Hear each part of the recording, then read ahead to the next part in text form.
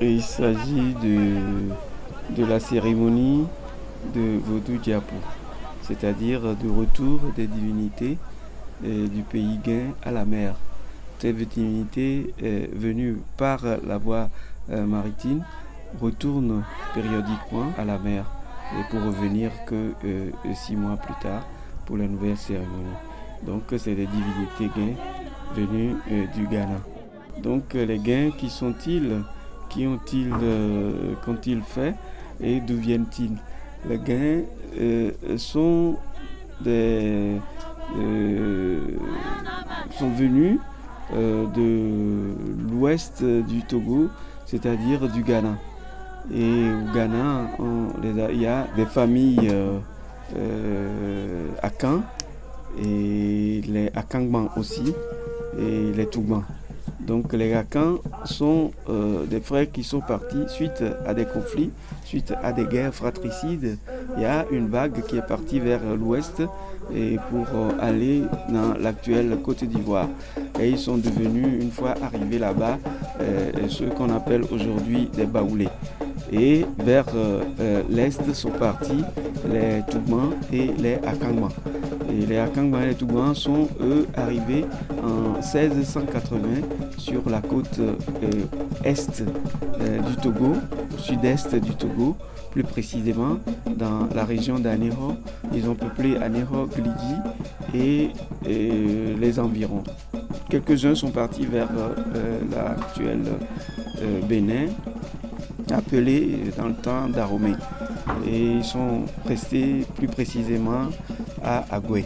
Donc, dans ce triangle Anéro, Glidi et Agoué, et on trouve les Gans, plutôt au Togo on les appelle les Guins. Au Ghana, c'est les Gans, c'est les Toubans, les Akangban qui sont venus rester ici. La dernière fois, à la plage, il y a des Vaudoussis qui faisaient des mimes du rameur ou de la rameuse, si vous voulez. Donc voilà, c'est pour représenter le voyage par mer.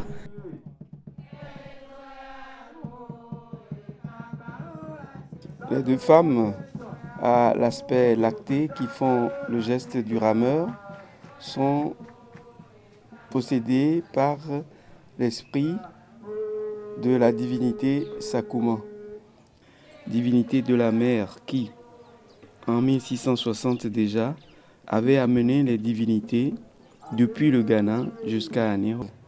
Aujourd'hui, ils sont dans le rôle du conducteur qui va les ramener à la mer après ces cérémonies qui ont duré 3 mois dans la cité d'Anéro.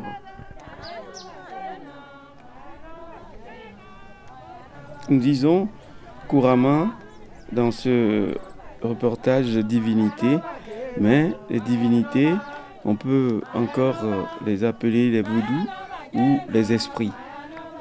C'est eux qui animent toutes les cérémonies qui se déroulent ici dans la cité d'Anéro.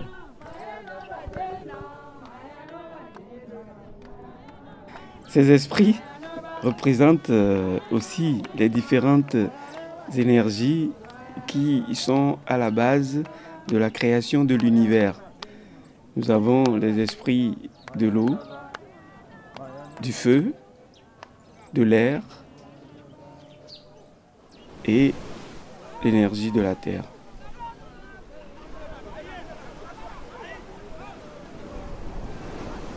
Lorsqu'il y a eu la guerre au Ghana, et avant que nos ancêtres ne viennent s'installer au Togo, il y a eu Togbe Sakuma, donc Dieu de la mer, qui a mis une barque sur la mer, sur les flots. Et c'est avec cette barque qu'il a conduit tous ses frères et sœurs vers Anéro. Mais il y avait Togbe Langpan. Togbe Langpan, lui, il n'a pas pu prendre la barque en même temps que ses autres frères. Pourquoi? Parce que lui, il avait une grosse hernie et en même temps, il n'entendait pas bien, il était sourd.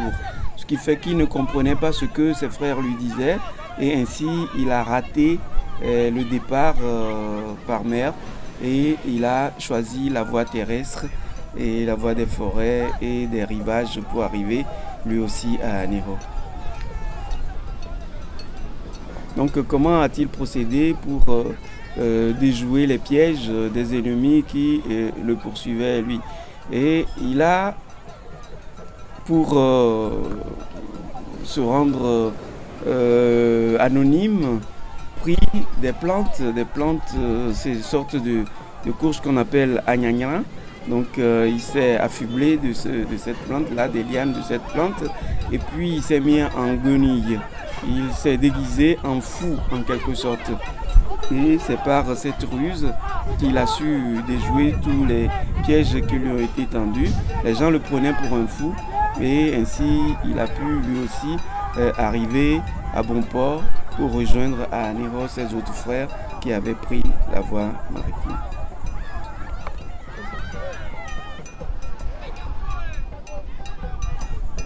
Il y a deux divinités qui ne sont pas retournées à la mer. C'est comme je l'ai dit tout à l'heure, Togwe-Lankwa. Et la deuxième divinité, c'est Agbami. Agbami ne va pas à la mer, c'est une divinité des airs, représentée par l'abeille. Et l'abeille ne va pas dans la mer, au contraire, elle vole, elle reste dans les airs pour surveiller afin que tout se passe bien.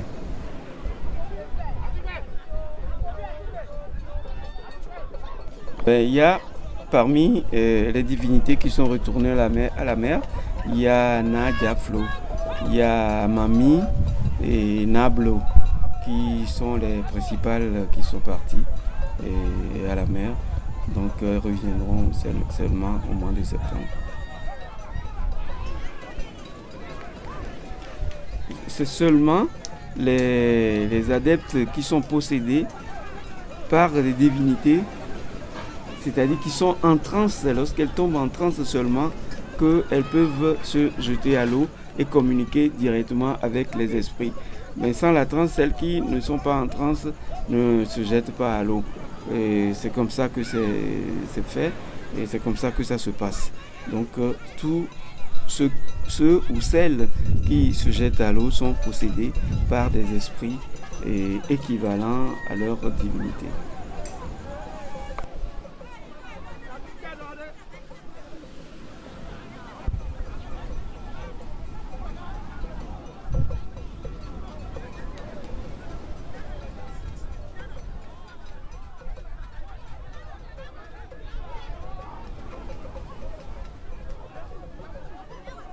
Les divinités sont parties. Elles sont parties, mais n'ont pas pour autant laissé la ville ouverte ou complètement livrée à elle-même. Il y a des gardiens qui sont restés. Les divinités vont revenir en septembre. Et les cérémonies de rappel de leur retour vont commencer au mois de juin. Juin, juillet, août. Et fin août et début septembre, d'autres cérémonies vont avoir lieu pour invoquer, pour les accueillir et pour le retour dans la cité.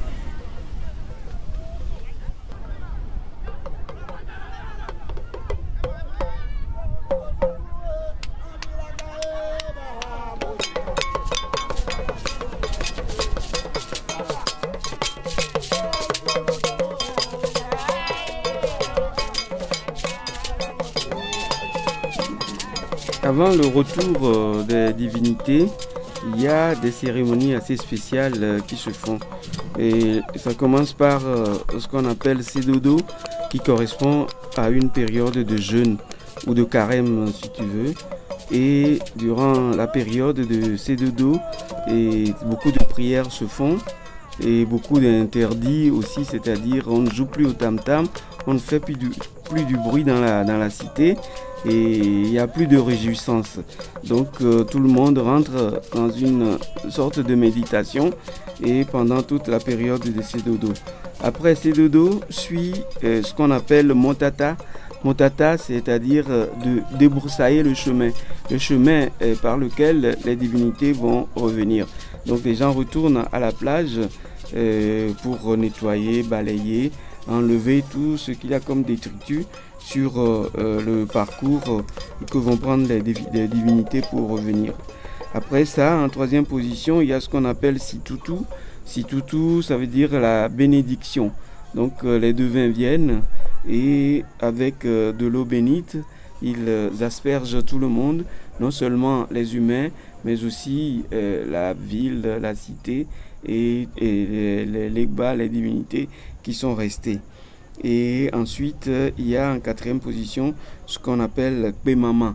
Pemama correspond à une décompte des jours qui restent avant le retour des divinités et la prise de la pierre sacrée. À partir de ce jour, les réjouissances, les interdits cessent et les réjouissances commencent. Et donc pour choisir la date de la pierre sacrée, il y a les grands prêtres qui s'asseyent, qui regardent la position de la lune, et c'est à la 13e lune, c'est-à-dire entre la fin août et le début septembre. Donc la nouvelle lune correspond vraiment au début de l'an gain. Et donc c'est à partir de ce moment-là que les réjouissances reprennent.